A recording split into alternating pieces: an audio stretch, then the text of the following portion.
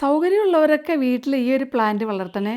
Custard apple, ആനമുന്തിരി, സീതപ്പഴം എന്നൊക്കെ പറയുന്ന ഈ പഴം നിങ്ങളുടെ വീട്ടിലുണ്ടോ?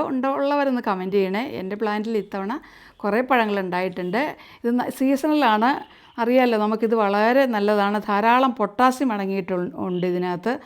BP കൺട്രോൾ ചെയ്യാനും നമ്മുടെ ഹൃദയാരോഗ്യത്തിനൊക്കെ വളരെ നല്ലതാണ്. പിന്നെ മഗ്നീഷ്യം ധാരാളം ഉള്ളതുകൊണ്ട് നമുക്ക് നമ്മുടെ ടെൻഷൻ കുറയ്ക്കാനും ഉറക്കം കൂട്ടാനും ഒക്കെ ഇത് ഉപകാരപ്പെടും.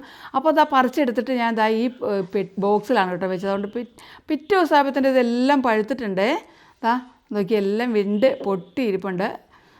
ഇത് ഇനിയിപ്പം നമ്മുടെ വീട്ടിലില്ലെങ്കിൽ നമ്മളിത് വാങ്ങി കഴിക്കണം. വളരെ ഗുണമുള്ള ഒരു പഴമാണിത്. പിന്നെ നമുക്കറിയാമല്ലോ ധാരാളം ഫൈബർ അടങ്ങിയിട്ടുണ്ട്. പിന്നെ വൈറ്റമിൻ C കൊണ്ടും വളരെ സിയുടെ കലവറയും കൂടെയാണ് ഈ സീതപ്പഴം എന്ന് പറയുന്നത്. ഇത് നല്ല നല്ല സോഫ്റ്റാണല്ലേ ഈ പഴം. ഈ കുഞ്ഞു വീഡിയോ ഇഷ്ടമായെങ്കിൽ നിങ്ങൾ ഒന്ന് ലൈക്ക് ചെയ്തേക്കണേ. അതുപോലെ തന്നെ നിങ്ങളുടെ അഭിപ്രായങ്ങൾ കമൻറ്റുകളായിട്ട് അറിയിക്കണം. അപ്പോൾ അടുത്ത വീഡിയോ വരും വരെ എല്ലാവർക്കും ബായ്.